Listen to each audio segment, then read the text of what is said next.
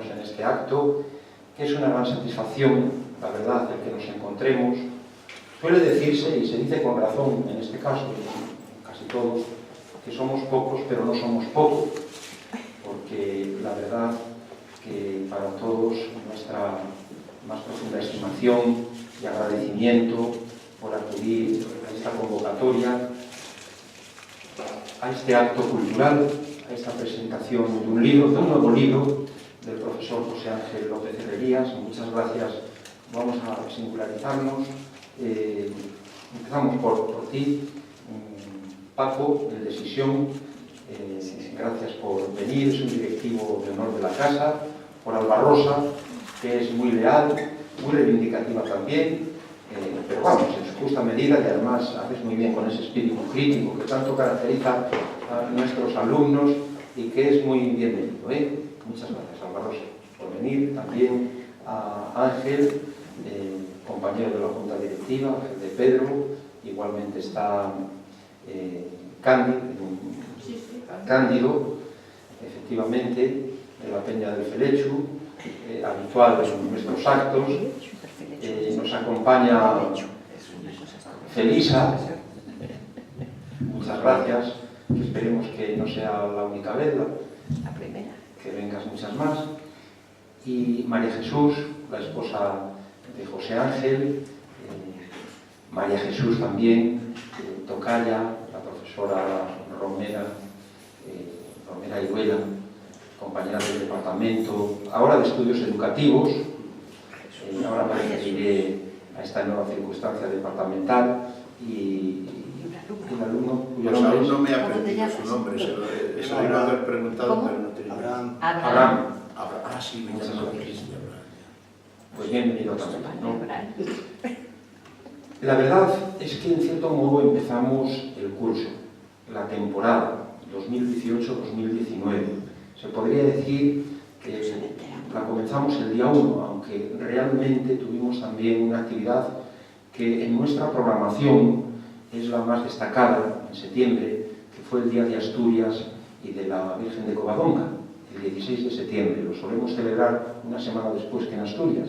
Fue un acto extraordinario, a ver si en alguna ocasión nos podéis acompañar, en la Quinta Asturias, ese pedacín de nuestra tierrina aquí en Madrid. Un acto dichoso, además este año muy dignificado con la presencia del arzobispo de Oviedo, que lo hizo extraordinariamente y muy bien, ¿no? La verdad que en todos los sentidos. Y tenemos una programación, como digo, muy amplia. Permitidme que haga un pequeño repaso, porque la invitación es sincera. Yo a veces, lo decía María Jesús, no me atrevo a comentarlo por no ser pesado, pero la verdad es que a vuestra disposición. Mira, tenemos los lunes musicales desde hace 30 años, la institución, que comenzamos este día 1,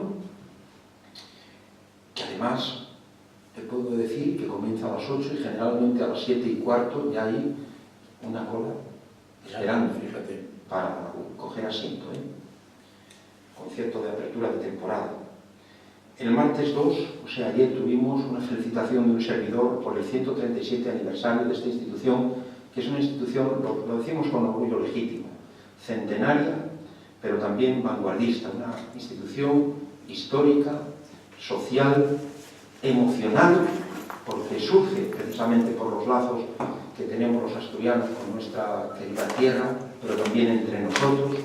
Estas instituciones en el siglo XIX, la nuestra se fundó el 2 de octubre de 1881, pues surge también como sociedades de apoyo y de socorros mutuos.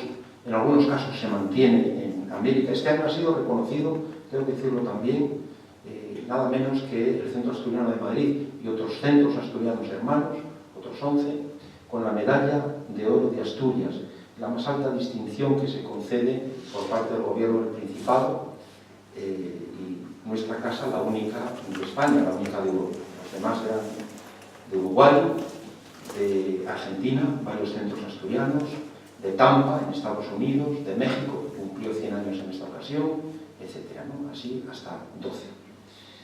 Luego hubo una actuación extraordinaria, maravillosa, como sabéis, del coro, de nuestro coro, nuestras voces hermosas, que dirige Almudena Albuerno.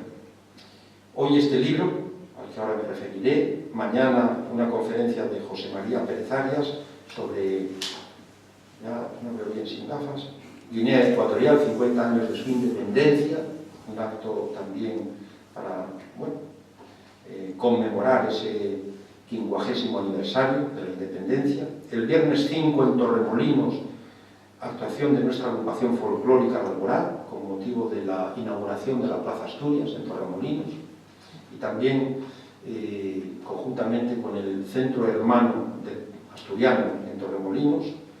El viernes, día 5, vamos a hablar de discapacidad intelectual en la jornada Únete, un acto especialmente recomendado también, que va a venir nuestra exalumna Sara Tejera, que ha organizado con alumnos de la Fundación Down y también de Adisli, unos grupos de autogestores, y nos van a comentar su experiencia para poner en valor, como es debido, la diversidad y sobre todo promover la inclusión social y educativa. Estáis todos invitados, eso será a las 6 de la tarde, el viernes 5. Espero que una comisión en la que nos han metido por sorteo para evaluar al profesorado pues me permita estar aquí para acompañar también a Sara y a los chicos y chicas que vengan de esta fundación. Tenemos el 6, un almuerzo de las peñas del Felecho y Felechinas, ya con Andrés recuperado, que hoy se excusa. El lunes 8, lunes musicales, con canción napolitana, ópera y zarzuela. El martes 9, presentación, o latín, presentación del libro de la asturiana Celia Álvarez, Que las ortigas no inunden tu jardín. El miércoles 10, un acto muy recomendado que os animamos a que nos acompañéis con motivo del Día de la Hispanidad, que es más que la españolidad, y en estos tiempos en que algunos se empecinan en levantar muros, en establecer fronteras, pues nosotros tendemos la mano fraternalmente hacia todos estos países hermanos, como Paraguay en este caso, con presencia del embajador, excelentísimo señor don Antonio Rivas, y habrá además de la conferencia, la vinculación exterior del Paraguay y su relación con España, una pincelada de folclore guaraní paraguayo, una pincelada de folclore precioso, no como aquella noche paraguaya que organizamos con nuestros alumnos, que fue un verdadero regalo de amor, por dar nombre a la noche con una canción que así se denominaba, no, pero bueno, por lo menos quedará ahí presencia, y también vamos a disfrutar de un aperitivo con algún acompañamiento para endulzarnos, paraguayos, dulces paraguayos también. Eso será el 10, miércoles a las 8, os esperamos. El jueves 11, actuación de la banda de gaitas El Centro, en las fiestas del Pilar de Zaragoza, también con el Centro Asturiano de Zaragoza. El jueves 11, del jueves 11 al domingo 14, en el Centro Asturiano en Sevilla, actos del Día de Asturias en Sevilla, con actuaciones de la agrupación La Alborá, nuestra agrupación de baile. El lunes 15, lunes musical. Martes 16, presentación de la obra biográfica José María Díez Alegría, un jesuita humanista, etc. Y el miércoles 17 damos inicio al ciclo conmemorativo de los centenarios de Covadonga. Este año en Asturias, como he sabido, y en España, se conmemoran 3 centenarios. El primer centenario de la coronación canónica de la Virgen de Covadonga, el primer centenario de la declaración de Parque Nacional de los Picos de Europa y los 1300 años de los orígenes del Reino de Asturias. Esto es importantísimo, pues se da comienzo este mes, pero también habrá en noviembre, y este ciclo se inicia con una conferencia del abad de Covadonga, que vendrá ex profeso para darnos una conferencia, don Adolfo Mariño. El jueves, esto es el miércoles 17, el jueves 18 habrá una alteración, vendrá el director del Parque Natural de los Picos de Europa. El viernes 19 vendrá el profesor de Historia Medieval de Oviedo, don Álvaro Solano. El sábado 20, presentación de la coral Cima de Parres y del libro digital Así es Parres, que vienen alcaldes y unas cuantas personas. Lunes 22, lunes musicales. Martes 23, martes de la poesía, que coordina magistralmente nuestra amiga Soledad Martínez, no sé si habéis venido alguna vez, os gustará, tú que eres un gran amante, José Ángel, de la poesía, te gustará mucho. Miércoles 24, presentación del libro Canción de cuna a una vida. Jueves 25, con motivo del bicentenario del nacimiento de Karl Marx, vamos a hablar desde el punto de vista filosófico, histórico y social de lo que ha representado Karl Marx. Vendrá un ponente, Santiago Armesilla. El sábado 27, actuación de nuestro grupo de teatro Señalá en la Casa Hermana de Alcalá de Henares, la Casa de Asturias en Alcalá de Henares. El lunes 29, lunes musical. Martes 30, Adolfo Pérez Agustí, profesor de salud natural, prevención y tratamiento natural del Alzheimer. Y miércoles 31, concluye el mes con el doctor Antonio Sáez Crespo, que nos hablará, presidente de la Asociación Española Iberoamericana de Medicina y Salud Escolar y Universitaria, la situación de los escolares españoles. Todo esto sin contar las actividades de la Quinta Asturias, actividades sociodeportivas, nada menos que con ese gran equipo, aunque ahora esté un poco fallando, que es el Real Madrid, la fundación del Real Madrid. Digo, porque yo no lo sigo mucho, pero me consta que ha perdido. Bueno, pero ¿qué nos congrega hoy aquí? La presentación de este libro que lleva por título Palabras nuevas para otro humanismo, el aprendizaje de la conciencia. Yo le pedí al profesor López Herrerías, que ya es muy conocido en la casa, que me eximiese de una presentación propiamente, sino más bien le pedí que yo abriese el acto y dijese unas palabras, como estoy haciendo, por supuesto, sobre él, porque realmente es una satisfacción. Ha presentado, como es bien sabido, numerosos libros en esta misma tribuna, muchísimos, ya hemos perdido la cuenta. En esta misma editorial, al menos otro que se llama Aprender y enseñar competencias, ¿verdad? Al menos este, de Aljibe, Málaga. Y, como he sabido, es un catedrático honorífico de la Universidad Complutense, del área de Teoría de la Educación. Ahora es colaborador honorífico en el nuevo departamento, en este periodo de transitoriedad, no sé si digo bien, en el que está la Universidad Complutense, en un nuevo departamento que se llama Estudios Educativos. Es un macrodepartamento, somos aproximadamente 90 profesores, resultado de fundir pues, el antiguo Departamento de Teoría e Historia de la Educación, al que pertenecemos María Jesús, José Ángel y un servidor, y también Didáctica y Organización Escolar, otro departamento ya ambos de por sí grandes. Bueno, tiene una obra muy extensa, con unos 30 libros o más, aparte de publicaciones muy numerosas, me refiero a revistas especializadas, y además una obra creciente, reflejo indiscutible de su amor a la educación y a la universidad. Y además, reflejo también de su personalidad, porque José Ángel es un hombre profundamente comunicativo. Necesita expresarse, comunicarse, hablar en público, escribir, y esto pues, realmente le ha llevado, por ejemplo, a múltiples foros en casas regionales, en universidades, no solo de España, también del extranjero, de México y de otros países también, pero igualmente en los medios de comunicación. Además diste alguna asignatura, creo recordar, en la facultad relacionada con el medio. Incluso algún curso de experto o un posgrado presentaste sobre esta temática. Y vive este nuevo tiempo, como no puede ser de otro modo, con júbilo, con su querida familia y particularmente con su querida esposa María Jesús, que nos acompaña. De manera que es una satisfacción enorme contar de nuevo con un mensaje tuyo en forma de libro, José Ángel, porque realmente pues, es muy meritorio y resulta ejemplar. Este libro, como dice la propia contraportada, pues de alguna manera insiste muchísimo en que somos, o debiéramos ser, nuestra conciencia. Y sin embargo, parece que dedicamos bastante poco tiempo a potenciar. Estamos más entretenidos con otro tipo de mensajes, muchos de ellos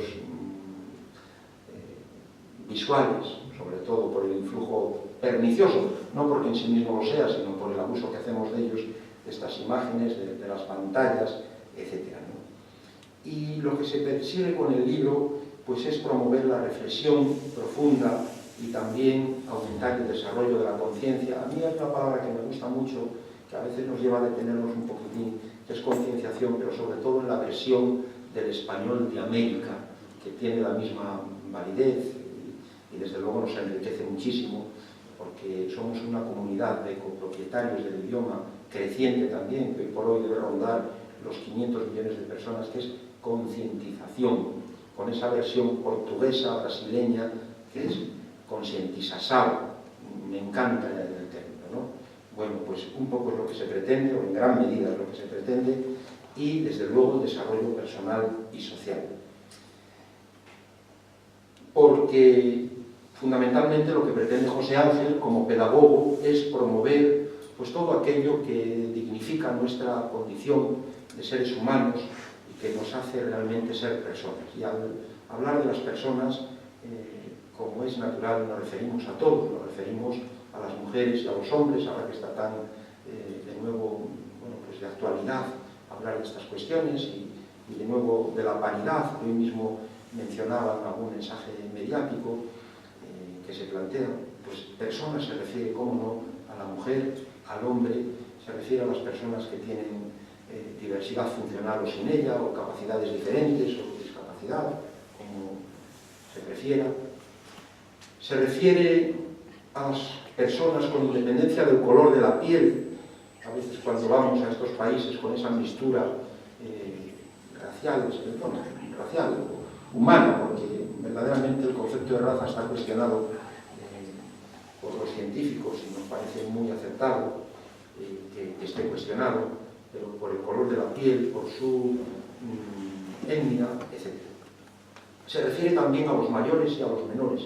A todos se extiende esta consideración de persona, y es bueno recordarlo. Es permanente, dice José Ángel, la referencia que hacemos a que la solución a muchos desafíos de la existencia dependen de la educación.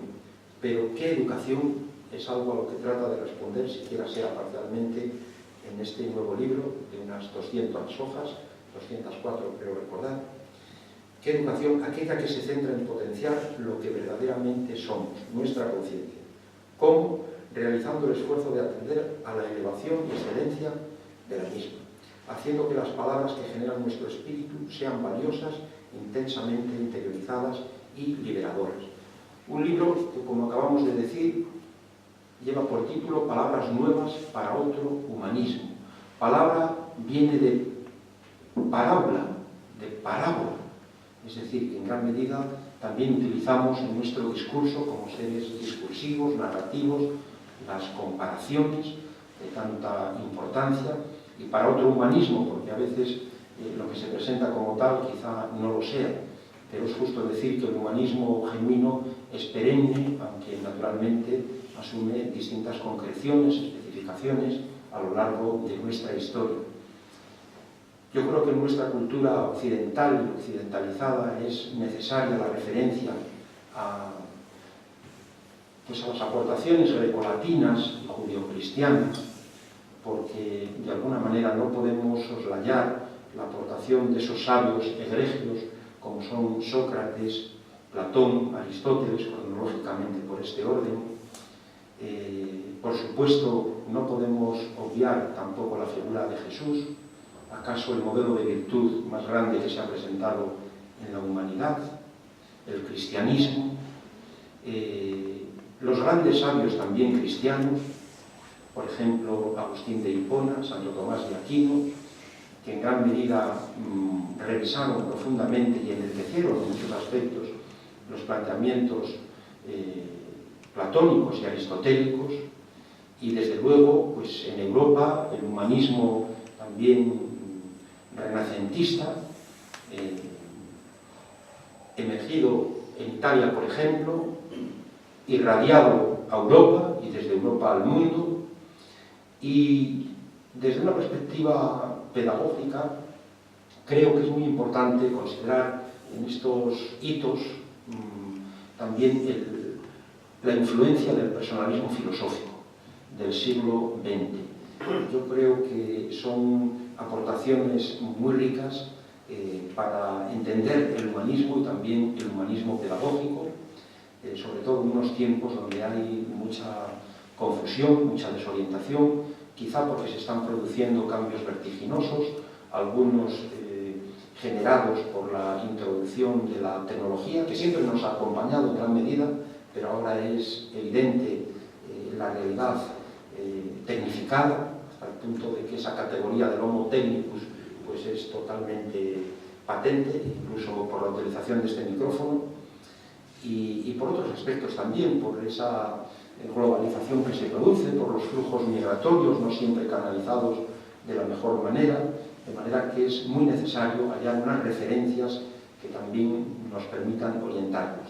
Y en todo este humanismo pues es indiscutible el valor de la palabra, de las palabras y de la palabra que nos hace humanos, la palabra iluminadora, alumbradora, la palabra acariciadora, una palabra sensible, una palabra que nos motiva, que nos estimula o que nos debe estimular, una palabra que tiene que ser también social, convivencial, en las antípodas, por ejemplo, de lo que escuchamos a veces muy recientemente algunos líderes políticos, representantes de alguna comunidad, donde dicen disparates que en cierto modo alientan la confrontación y la desunión, y una palabra, en definitiva, ética al tiempo que espiritual.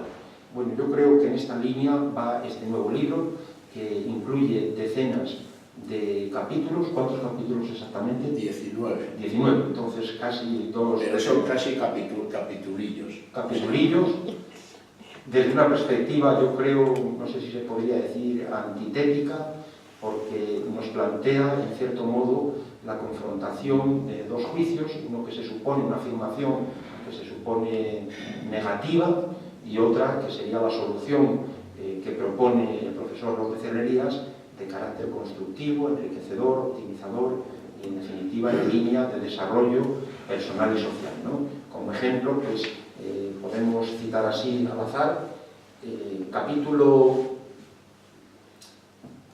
8. Somos un lobo para el hombre. Bueno, esta es una visión ya desde el pensamiento de Hobbes, pero realmente la propuesta de López Herrerías pues es: somos un humano para otro humano, con todo lo que esto supone, ¿no? De manera que es un libro que efectivamente invita a la reflexión, y justamente al final de cada capítulo pues vienen también propuestas para promover, en definitiva, el crecimiento desde la reflexión y, cómo no, desde el diálogo y el compromiso compartido. Y por mi parte no voy a decir nada más, únicamente felicitar de nuevo al autor y, en fin, cederle el micrófono para que sea él, como conocedor de su obra, el que nos explique en profundidad qué pretende este nuevo libro. Muchas gracias a todos.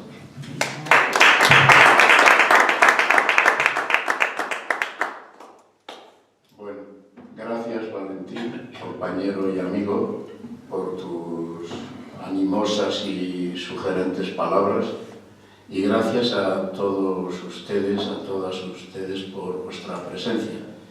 Iban a haber venido muchas personas más, pero algo ha pasado en algún lugar, no sé si en el metro, en las aceras o en algún sitio. No, es que aquí Madrid está... Ha habido un incendio ahora mismo, ahí abajo, en la plaza de Soledad Costa, Sí. y está en Madrid colisionado todo. Ya. Los bomberos no Bueno. podían ni pasar. Vale. La Gran Vía no se puede. Bueno, no obstante, pues muchas gracias por su presencia y vamos a seguir un poco intercambiando. Yo creo que después, yo procuraré ser breve, habrá la oportunidad de que puedan opinar o preguntar o decir. El libro, como ven, además está encuadernado en verde, cosa que a mí me gustó. La editorial no me dijo cómo lo iban a encuadernar, pero me parece que es sugerente y bonito el tipo de encuadernación que tiene. El título es un poco... A mí no me desagrada, me gusta, pero lo encuentro un poco, no sé si decir exagerado, prepotente, no, supremacista, dicen, para los políticos. Pero bueno, refleja bien el fondo de lo que, como Valentín ha dicho, pues pienso y se comunica en este libro. Para otro humanismo, palabras nuevas, pero vamos a subrayar un poco el para otro humanismo. ¿Por qué para otro humanismo? Pues porque parece, no sé si decir, es un sentimiento más o menos común, que el mundo que vivimos, no ahora, sino probablemente alguien diría siempre, pues a cualquier ciudadano razonablemente sensible o ilustrado, o como queramos decir, le llama la atención. Y quién no diría, pues me gustaría que el mundo fuese de otra manera. Claro, también depende de dónde mire uno. Si mira uno la tarde primaveral de un pueblo de España preparándose para la fiesta mayor del pueblo, con toros o sin toros, o con música de un tipo o de otro, pues dices, oye, después de haber tenido una fiesta de alegría, de canción, de música y hasta de danza, pues uno dice, ¿qué le puedes pedir más al mundo, no? Si parece que todo...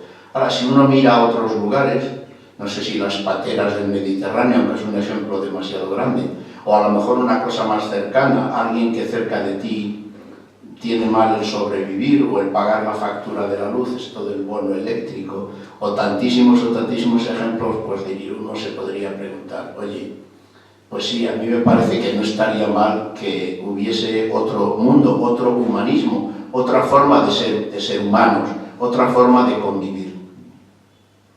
Respecto a esto, a mí siempre me gusta citar algún autor que ya alguna vez, creo que a lo mejor en años pasados ya he citado aquí acompañado de Valentín, pues una referencia muy simpática, porque te imaginas de nuevo pues a Don Quijote y a Sancho en sus diálogos maravillosos.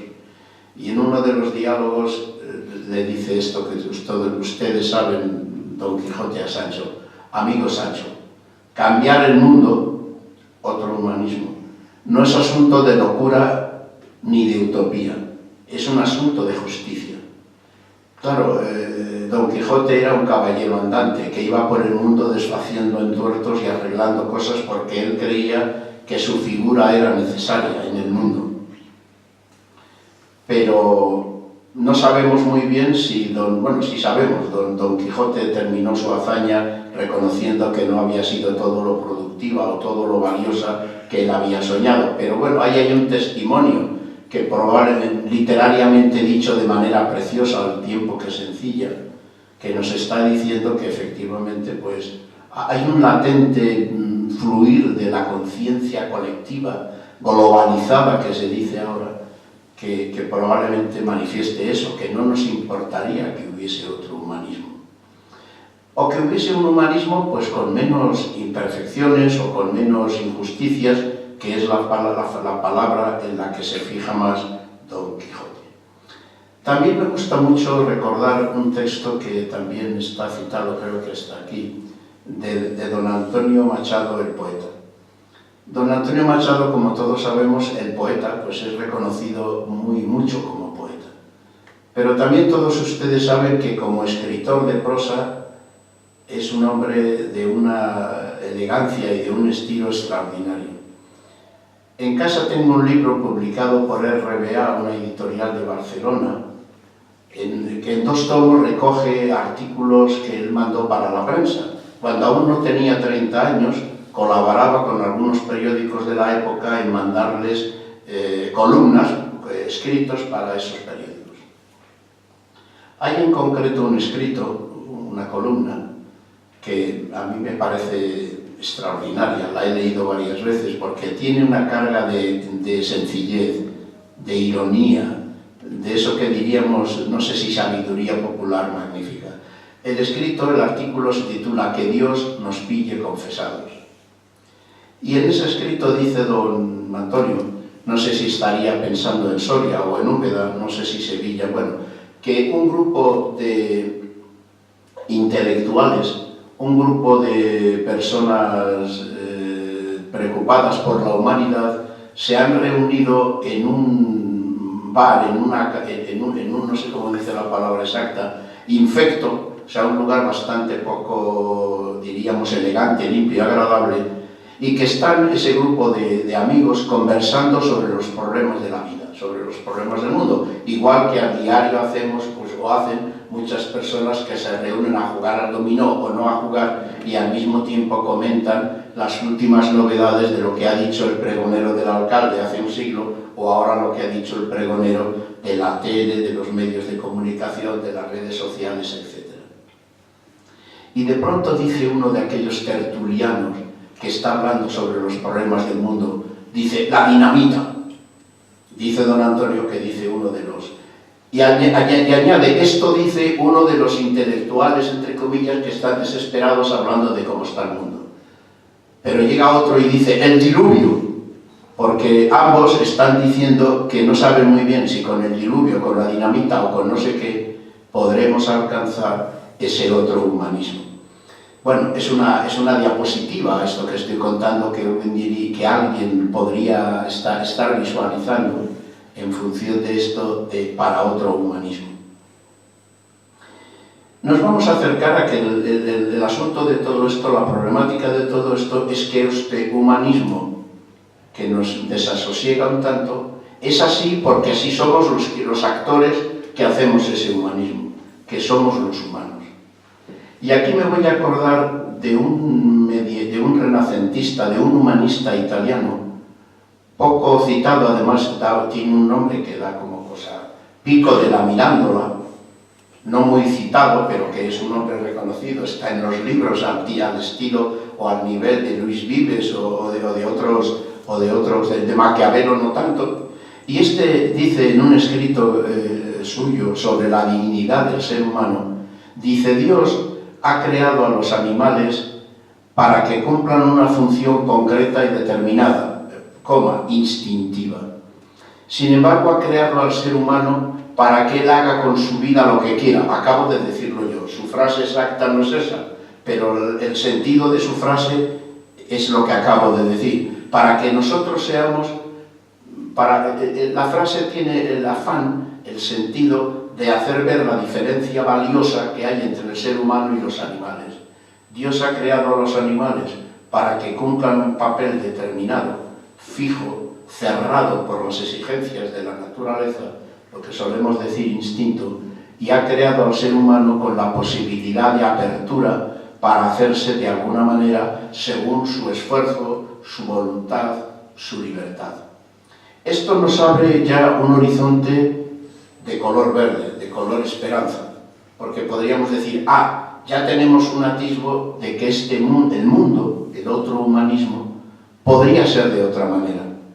¿Y de qué dependerá? Pues de algo que el ser humano puede conducir o reconducir, puede replantear.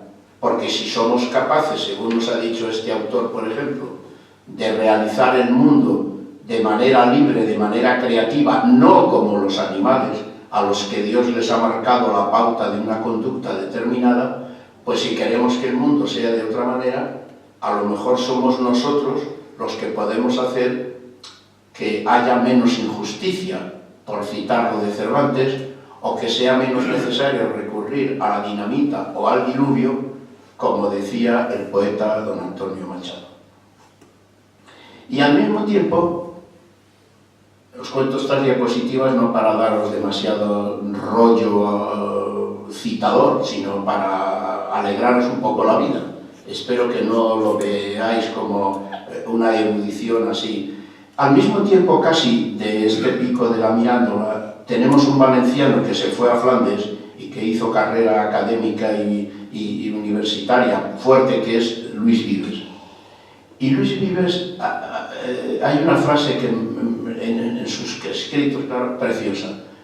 Basta solo con la primera parte. Hay que avivar la fuerza de la razón. Hay que avivar la fuerza de la razón. Sigue la frase, para que tenga algún poder sobre las fuerzas del alma. Él emplea alma en el sentido global de nuestras tensiones instintivas, de nuestra fuerza anímica, de nuestra realidad personal. Entonces él viene a decir, si avivamos la fuerza de la razón, a lo mejor este otro humanismo es posible. Y no hay que recurrir al diluvio, a la dinamita o a vivir tantas injusticias. Claro está, este mensaje para quienes viven o vivimos en la conciencia de que no hay nada que mejorar, pues no sirve para nada, porque si yo ya vivo, siento o percibo que vivimos en el mundo mejor que podemos vivir, pues apaga y vámonos, que la noche avanza, que decía el poeta o la canción. Pero no siendo así, pues uno puede decir, hombre, pues vamos a ver si hacemos algo para que este mundo tenga otro humanismo. ¿Y qué podemos cambiar? ¿Hacer más gimnasia? Bueno, no estaría mal. ¿Ensanchar menos al horizontal y jugar a no sé qué? Pues no está mal. Bueno, no sé, podemos poner 100.000 ejemplos o 100.000 elementos de casuística. Pero ustedes que son inteligentes serían la pregunta, hombre, si queremos que haya otro humanismo y sabemos que el actor del humanismo que vivimos es el ser humano, lo que habrá que preguntarse es, ¿qué tendría que cambiar en el ser humano para que ese otro humanismo fuese posible? Y sabemos que eso que hay que cambiar no tiene que ver con las actividades lúdicas, puede ser, pero no entra directamente. O no tiene que ver con la alimentación, puede ser, pero no es lo más directo, sino tiene que ver con aquello que nos constituye como humanos. Y aquí sabemos, basta la cita de Luis Vives tal vez, avivar la fuerza de la razón, basta la cita de Unamuno, expandir el espíritu, y tantas referencias a que los humanos nos distinguimos, lo que ha subrayado Valentín, la concientización, el pedagogo brasileño que falleció hace 4 o 5 años, mundialmente reconocido, Paulo Freire, que es el que en sus escritos dice, el mundo sería de otra manera si todos viviésemos la conciencia al cuadrado, que es mi traducción un poco hiperbólica de lo que entiendo por concientización. Porque ¿por qué este autor no empleó solo la palabra conciencia y basta? Porque él quería subrayar con trazo grueso y con fuerte marca que lo que era necesario era una conciencia plenamente entregada al análisis de la realidad, de su conducta y de sus palabras. Esto de las palabras parece demasiado tangible y como sencillo. Es tangible y sencillo, y por eso es por lo que a mí me gusta recurrir a este término para decir lo que quiero decir. Miren ustedes, muchas veces, por no decir casi siempre, cuando hablamos de esto del ser humano, de su pensamiento, de su conciencia, decimos este tipo de términos, no sé si un poco alambicados, o un poco metafísicos, o un poco abstractos. Pensamiento, conciencia, razón. Y uno se pregunta, ¿y eso de la conciencia, el pensamiento y la razón y alguna otra palabra sinónima que ahora no me sale, en definitiva, qué son?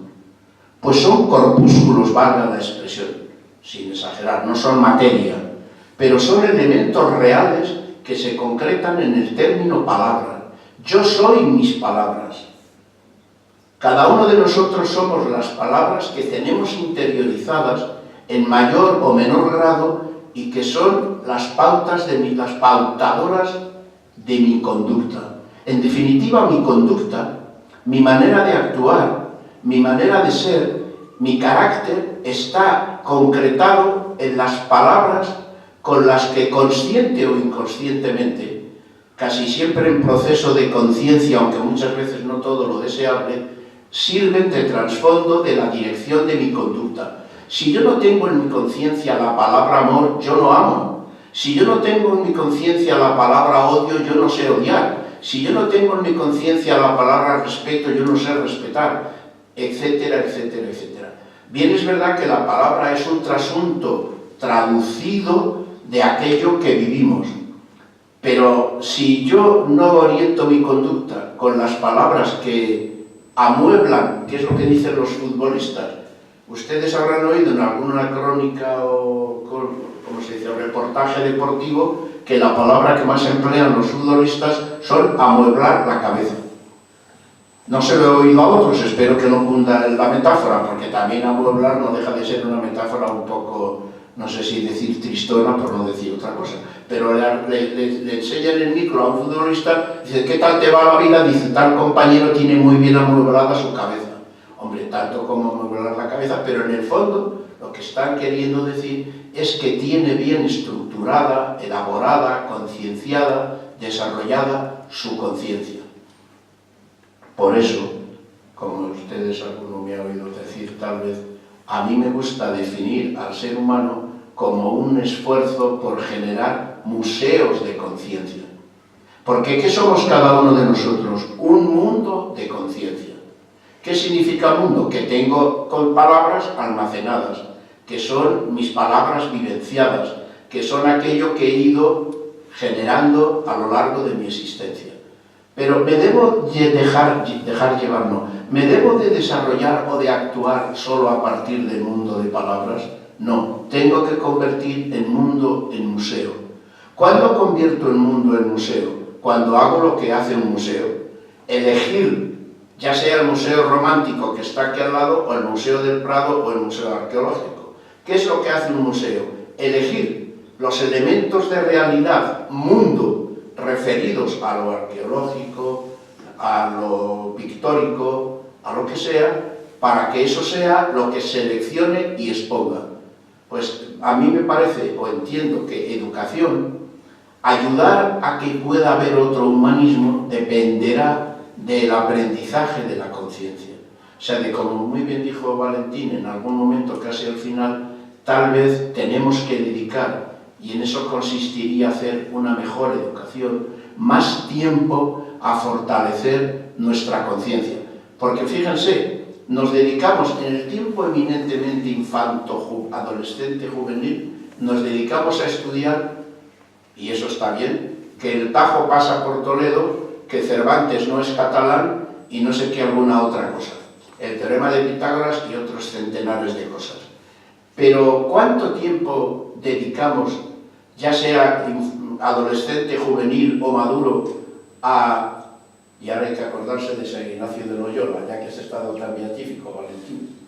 Digo San Ignacio por aquello de los ejercicios espirituales, o podría decir Buda por aquello de lo que se dice que Oriente ha influido en Occidente, que ha sido más por el lado de la reflexión y meditación que por el lado de la ciencia, que para eso ya estuvo Occidente. Entonces, ahora cuando salía esta tarde de la facultad, que yo también estaba por allí, he visto en un monitor de la televisión que anuncia cosas como medio de información en la facultad, que iba a empezar, no sé qué, el día 8, iba a haber durante unos días un curso de mindfulness, que es la palabra inglesa, mind, pensamiento, cerebro, y fullness, full, lo que dicen los chicos, dicen, esto está full, es decir, está lleno, está completo. Mindfulness es querer decir que nos vamos a dedicar con plena conciencia, con esfuerzo de conciencia a aquello. Bueno, entonces de esto trata este libro, de animarnos a reflexionar en concreto sobre 19 palabras, frases, ideas antiguas que tienen una tradición y que yo creo que no favorecen mucho a que pueda potenciarse otro humanismo. Claro, aquí he recogido 19 frases. Ustedes, si se ponen a pensar en esto, pueden recoger otras 19 o 30 y ninguna de ellas ser idéntica a las que hay aquí. O sea, esto no es un libro, diríamos, de ciencia no dogmática, de ciencia en la que se refleja una realidad de una manera metodológicamente precisa o exacta, etc. Esto es un intento de reflexionar de manera voluntaria, voluntarista y creativa, que puede ser criticable, claro está, que puede ser mejorable, en ese sentido digo criticable, de 19 frases que, como ha dicho Valentín, a mí me parece, podría haber otras más, podría haber otra mejor selección, a mí me parece que no ayudan demasiado a que el humanismo, o sea, la forma de convivir, el recurrir a otra cosa que no sea la dinamita y el diluvio, porque si nos seguimos manteniendo en los pensamientos, en las palabras, que yo aquí digo viejas, probablemente habría que decirle a don Antonio, pues siga usted echándole dinamita y diluvio, y agua, porque aquí no hay solución con esto que tenemos. Mis 19 frases, no les voy a leer el título de... Bueno, cada capítulo tiene una estructura en la que brevemente se analiza lo que significa básicamente esa palabra, esa frase que se propone como gastada y que hay que cambiar, y se propone una nueva que presuntamente se entiende razonablemente que podría ser punto de apoyo para acercarse a ese otro humanismo, a ese aprendizaje de la conciencia que nos ayudase a estar en un mundo que dijésemos, hombre, pues es menos negativo o menos problemático de lo que... Empiezo con un apunto que a lo mejor tiene que haber sido el último, porque este es el más... Luego hay otras cosas más cotidianas. Este es un poco filosófico. Somos una sustancia, frase alternativa. Somos un ser respectivo. Esto lo ve uno así al principio y dice, oye, empezamos fatal. Puede ser que no sea la mejor manera de empezar. Claro, lo de somos una sustancia, además de que científicamente y razonablemente esto está criticado, es de larga tradición que Aristóteles nos dijo que somos un ser sustancial, porque así veía el mundo griego la realidad. Claro, si yo soy una sustancia, brevemente comento esto, el otro para mí es un accidente, porque la realidad para ese griego que miraba la realidad era o sustancia o accidente. Sustancia es aquello que no necesita de ninguna otra cosa para existir. Tradúzcanlo a la vida cotidiana. Yo, yo, yo. Si yo no necesito de ninguna otra cosa para existir, yo, cualquier otro es para mí un latazo. Entiéndase, es un accidente que me viene o a quitar espacio, o a quitar poder, o a intentar dominarme, etcétera, etcétera. No hay manera de convivir en más paz si el otro para mí es un accidente, porque el accidente en cantidad, en tiempo, en calidad, en relación, vendrá a ser un limitador de mi yo sustancial, yo. Hoy la ciencia y la academia razonablemente nos dicen que tanto la realidad natural como la realidad psicológica, la realidad humana es respectiva. ¿Qué quiere decir? Fijaros, qué bonito. Que yo no soy una sustancia y luego me he encontrado contigo, sino que yo soy quien soy porque me encontré contigo antes de ser yo quien era. Porque mi yo no está hecho y luego me encontré contigo, sino que mi yo se ha hecho a través del encuentro contigo. Fijaros si esto no es lo cual no va en contra del poder, lo cual no va en contra de la minusvaloración de tu yo, sino que potencias tu yo también al mismo tiempo que potencias el del otro. O sea, es un encuentro potenciador, que diría uno, mientras que el otro tipo de encuentro es un encuentro destructor, porque en definitiva, si yo soy yo, pues tú eres mi estorbo, mi accidente, alguien que me está molestando. Bueno, pues este es, por ejemplo, uno de los mensajes del libro. Bueno, como pequeña anécdota para relajarles y ya mirando hacia el final, en algunos capítulos, esto en casa me lo han reñido un poco, pero bueno, hace una temporada, porque una editorial sí cayó en el anzuelo y me publicó un libro, escribí un libro en forma de diálogos, porque yo siempre he tenido cierta envidia de Platón y de Valdés, un renacentista, y escribí algún libro en forma de diálogo. Diálogo sobre la educación. Lo mandé a una editorial y, oye, en 15 días me dijeron que me lo publicaban, cosa que no me pasa casi nunca. Mi oficio es bombardear editoriales cada día en el ordenador, mandándoles escritos a ver si me lo publican. Tengo 5 o 6 en el ordenador esperando, lo digo por si alguno de ustedes es millonario, tiene un primo editor que está dispuesto a gastarse, a adelantar 3.000 euros en... Bueno, es una cosa. Algunos de los capítulos terminan en diálogos y esta vez buscando el nombre de los dialogantes tengo 3 nietos belgas y puse el nombre de los nietos. Esto no está escrito aquí, pero se lo digo a ustedes como un secreto de alto valor espiritual. Los nietos se llaman Hugo, Mila y Mateo. Entonces este primer capítulo, por ejemplo, termina: 3 amigos, Hugo, Mateo y Mila, conversan sobre lo sustancial y lo accidental. Claro, estos nietos que les digo tienen 9 y 6 años. Si se viesen aquí reflejados hablando sobre lo sustancial y lo accidental, pues me imagino que algún día les hará gracia cuando ya tengan más conciencia de lo complejo que es el mundo. El segundo capítulo no voy a pasar por los 19. Cuando sean las 9 y 2 minutos, yo tengo menos 2, me callo.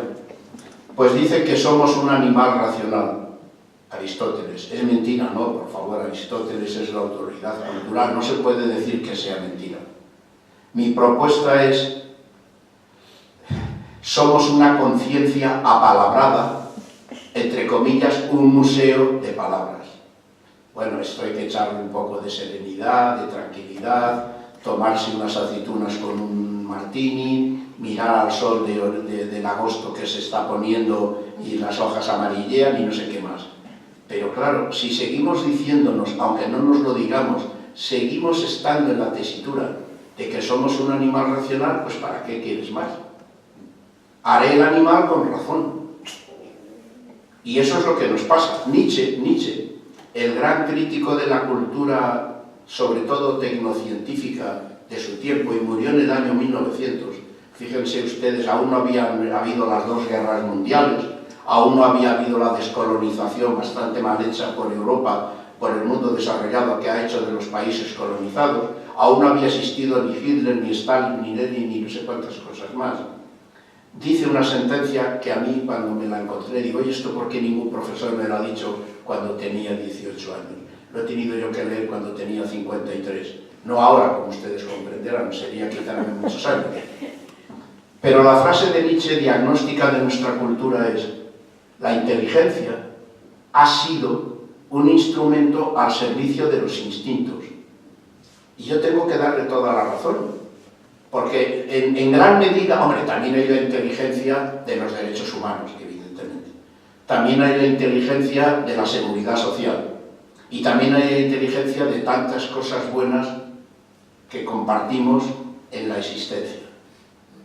Pero también es verdad que podría haber alguna cosa menos mala, menos negativa, menos violenta, menos injusta, etcétera, etcétera.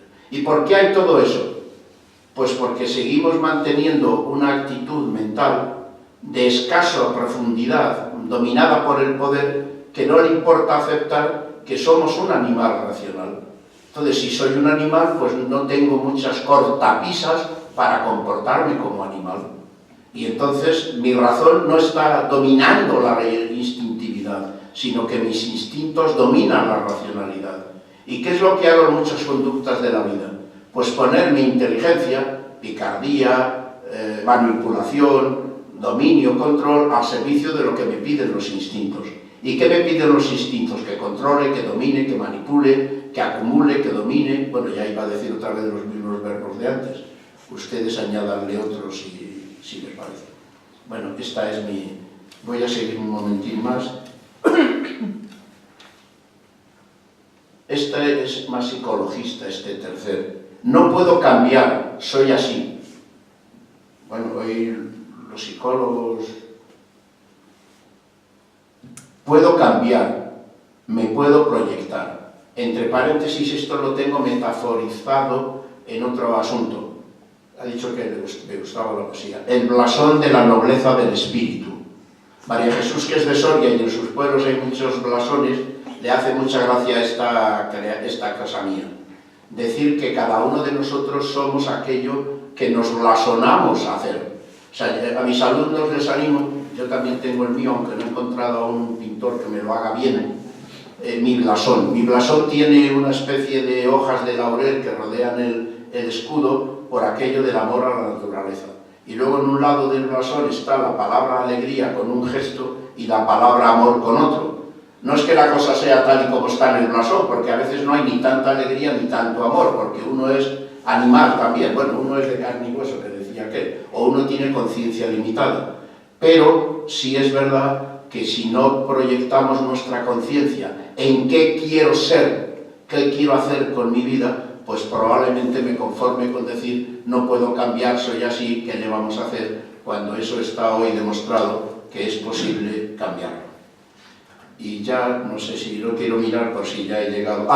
Este es más político. Dígame, a mí me ponen de los nervios, no, me tranquilizaré. No me gusta nada cuando se acerca un periodista a un político, a quien sea. Dígame usted un titular. ¿No? Dígame la autenticidad de su conciencia. ¿Qué es eso de dígame usted un titular? Tíñame usted las cosas de algún color para que deslumbremos a la audiencia, digamos algo que nos deje a todos patidifusos, perdón por la expresión, que no sé si es muy académica o correcta. O dígame usted algo que tenga que ver con su conciencia. Ya sé que no le van a preguntar porque no es nada periodístico, dígame la autenticidad de su conciencia, pero no dígame usted un titular. Dígame usted su visión, su conciencia, su propuesta, su proyecto, su sentimiento. ¿Pero qué es eso de un titular? Bueno, ya sabemos lo que es. Una frase que provoque llamar la atención, aunque no nos preocupe mucho si es bella, si es buena, si es afectuosa o si es verdadera. La cosa es que sea un elemento de negocio. Y yo entiendo que en concreto los medios de comunicación tienen que poner mucho esmero en cómo se dice. Tienen que poner mucho esmero en llamar a la clientela porque hay tanta competitividad que si no muchas empresas tendrían que cerrar. Entonces, manera de no cerrar, pues a ver quién dice el disparate más gordo, si me permiten la expresión. Y así nos tiñen la realidad de exageraciones, de elucubraciones y de titulares que a mi modo de ver no tienen ningún sentido valioso para la convivencia. Y no sé si por último el capítulo 5 dice: es medio para enriquecerse trabajar como político. Sería la frase antigua. La frase alternativa que he escrito es: trabajar como político es una tarea hacia la comunidad. El diablo y el ángel de la guarda. Satanás y San Francisco de Asís. Bueno, es una broma. Ha sido un placer compartir con ustedes este rato. Son las 9:05. Pues gracias por su atención. Y si quieren decir, comentar o sugerir algo, pues yo les escucharé con cariño. Y bueno, yo no, los dos, todos nos escucharemos con cariño, y si hay que comentar algo brevemente, lo comentaremos.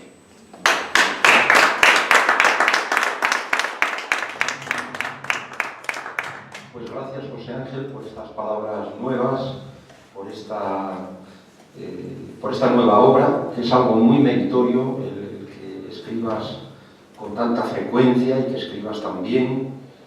Realmente nos Eso es encantado, menos mal que has hecho lo del bien, porque la frecuencia... Es verdad, que escribes muy bien, ciertamente en tu línea, porque bueno, pues tienes unas preocupaciones como humanista, como pedagogo, y esto se refleja en distintos libros, pero de forma novedosa también, ¿no? Muy bien. Por cierto, Fernando, Eduardo, tienes ahí unos libros, por si alguien quiere adquirir alguno, disculpa, que se lo firma igualmente José Ángel. Sí, el mío me lo tienes que firmar. Sí, por cierto. Bueno, esto es una cosa que yo no he querido verbalizar porque, nada, no, que la editorial se pondrá contenta, si algún, pero entiendan ustedes que no hay ningún compromiso. Lo que pasa es que, bueno, pues se presenta, se suele decir, el libro está ahí, ¿no? Pero vamos, a mí me da cierto, porque además llamas amigos, y es verdad que mis llamadas deben haberse quedado en la acera, disculpa, pero llamas amigos y dices, oye, ven que voy a presentar un libro, y claro, él y tú tácitamente puedes estar pensando, dice, ya quiere que le compre un libro, no es a mí, bueno, disculpen ustedes, sí. No, pero está muy bien, José Ángel, porque eso es una preocupación compartida. A mí me ocurre exactamente igual, y es que alguien piensa que a lo mejor los 10 o 12 euros que puede costar para uno, y dice, oye, esto se enriquece. No, en absoluto. Generalmente, no sé, nos deja la editorial un pequeño porcentaje, y en modo alguno es comparable lo que uno puede obtener. Generalmente el primer año, digo, bueno, en el ámbito académico, ¿no? Sí, por supuesto hay diferencias, hay quien vende libros como rosquillas y obtiene pues un puñado significativo, mejor para él, pero habitualmente no. No hay una relación entre el esfuerzo, entre la dedicación, el número de horas, si se quiere, con lo que se gana, ¿no? En relación a lo que se gana. a lo que se gana económicamente. Luego, de otra manera, pues también es para nosotros muy satisfactorio, en forma de un regalo, en forma de, en fin, de ver plasmadas las ideas en un formato además tan hermoso. Tengo que felicitar a Gire, la verdad que está muy bien, incluso muy lograda la cubierta, como dices, por el colorido, por esta imagen de un cerebro, etcétera, porque en alguna otra ocasión te han publicado, yo recuerdo que no quedaste muy contento, como en aquel libro, no se me olvida, de poesía de Picasso, que era una ducha, pues era un poco curioso, ¿no? Pero en fin, era poético por lo sugeridor. Vamos a abrir el diálogo. Adelante, Alba Rosa, tienes la palabra. Bueno, me gusta la portada porque es en verde es la esperanza, evidentemente, ¿no? Y le agradezco mucho que tanto cualquier persona que escriba es una forma de reflejar sus inquietudes, que no tienen arreglo, ¿eh?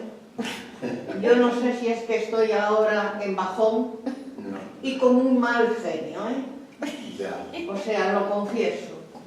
Y entonces veo que uno es la inquietud que tenemos y todas las cosas que deseamos y que no se logra. Muchas gracias. No, yo no sé si... Bueno, gracias a Alba por su atención y por su interés.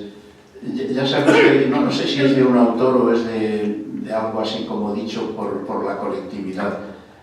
Se ha dicho para comentar nuestra sociedad que se nos alargó mucho una mano, puede ser la izquierda o la derecha, que era la mano de lo tecnocientífico. Y efectivamente ahí en los humanos hemos hecho y estamos desarrollando auténticas maravillas, ¿no? Pero la mano de lo... Y es un autor también del siglo XVI, fíjese qué bonito, distinguía educarse para lo lumínico y educarse para lo fructífero.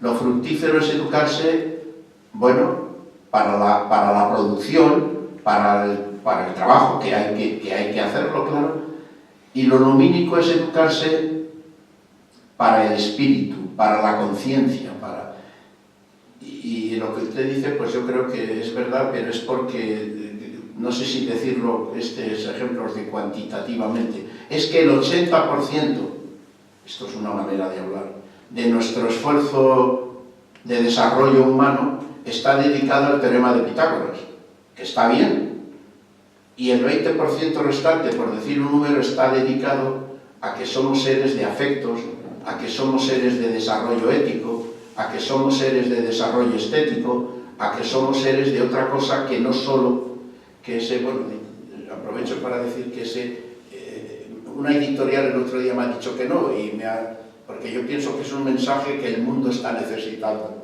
El libro se titula Quiero leer un libro que me anime a la búsqueda de la belleza, de la bondad y del amor. Porque ya sabemos que hemos leído muchos libros que nos han animado a la búsqueda de la verdad científica, que es verdad y es válido. Pero ¿quién nos anima a la búsqueda del amor, de la belleza y de la bondad? Pero pues, cuando ustedes escriben, usted, porque está ahí, y otras personas, es una manera de reflejar lo que desean y lo que les gustaría, y eso es así. Claro. Pues que no hay otra. Muy bien, gracias, Alba. Pero hay que mantener siempre la esperanza. Claro, uno puede pensar, ¿cuántos años llevamos sobre la Tierra los humanos, el sapiens que somos ahora? Unos cuantos millones de años. ¿En qué hemos cambiado? Mucho en lo tecnológico, pero nos seguimos matando, explotando. Y algunos rebuznando. Gracias, Alba, gracias. Yo creo que a nosotros nos han educado para el egoísmo. Nos han educado. Digo yo, porque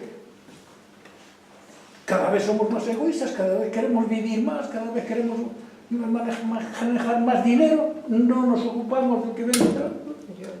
Y aquí, mientras no me toque, tú para adelante. Pues sí, puede ser que sea así. Yo entiendo, amigo, Tino, gracias.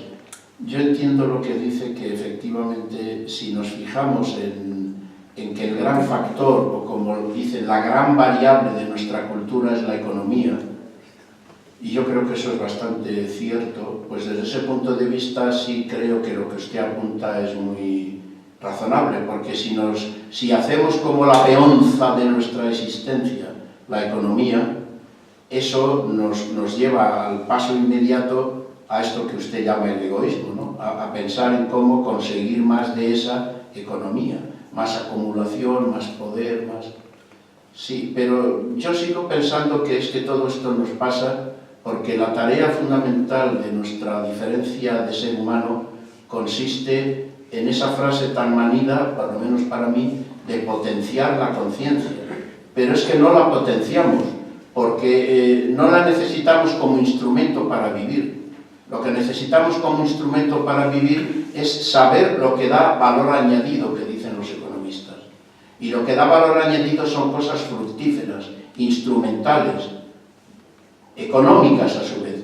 Pero claro, decirle a alguien que sea ético, pues es que no da ningún producto así inmediato. ¿Ustedes han oído algún político pronunciar la palabra ética? Pues probablemente ninguno. Y así podríamos...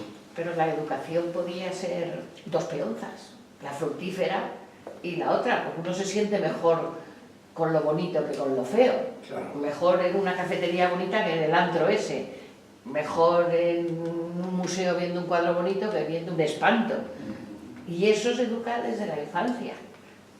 Sí. Claro, el espíritu no se puede olvidar. Lo que pasa es que ahora el espíritu no se educa de ninguna manera. Parece que las nuevas generaciones, yo por lo que veo, se educa muy poco, porque entre otras cosas, en nuestra época, la educación esa venía acompañada de una educación trascendente, de la espiritualidad religiosa, de un Dios, de una vida más allá, y eso ahora mismo no parece que sea lo predominante. Ahora eso queda al margen, es una decisión personal, eso no es algo como privado que no existe. Y no es cierto, eso existe para todos los ciudadanos, para todas las personas. Sí, sí. Por eso las peonzas, desde pequeñitos hay que enseñar que hay dos peonzas, luego cada uno que elija, si habrá quien elija solamente la fructífera, pero habrá quien elija casi solamente la otra.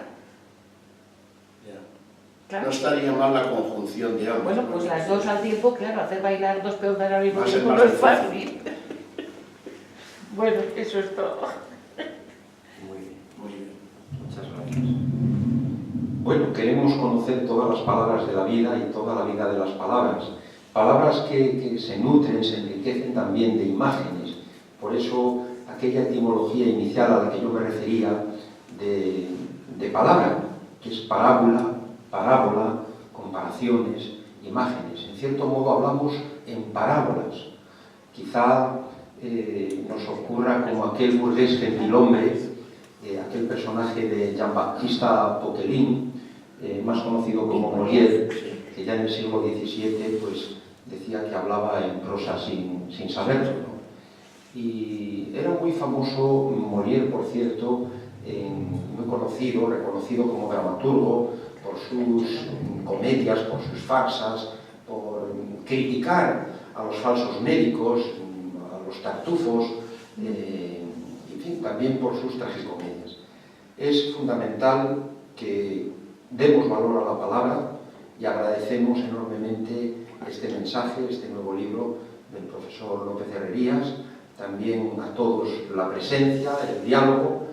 Hay una frase, por cierto, un texto hermoso sobre el diálogo, ya que has hablado de Don Quijote, Sí. que no me resisto a decir. Y es lo siguiente, para que se advierta el valor de esa palabra dialogada.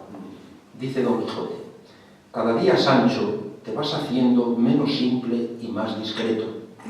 Sí, que algo se me ha de pegar de la discreción de vuestra merced, respondió Sancho, que las tierras que de suyo son estériles y secas, estercolándolas y cultivándolas, vienen a dar buenos frutos. Quiero decir que la conversación de vuestra merced ha sido el estiércol que sobre la estéril tierra de mi seco ingenio ha caído. La cultivación, el tiempo que ha que le sirvo y comunico, y con esto espero de dar frutos de mí que sean de bendición, tales que no desdigan ni deslicen de los senderos de la buena crianza que vuesa merced ha hecho en el agostado entendimiento mío. La palabra dialogar, el diálogo acrecentador, el diálogo socrático, que es iluminador en el mejor de los sentidos y es el que nos hace falta, el que nos constituye como personas, de esa visión respectiva a la que se refería el profesor José Ángel López Herrerías. Bueno, pues muchas gracias a todos y a continuación vamos a tomar, que nos lo hemos ganado, un culín de sí. Gracias.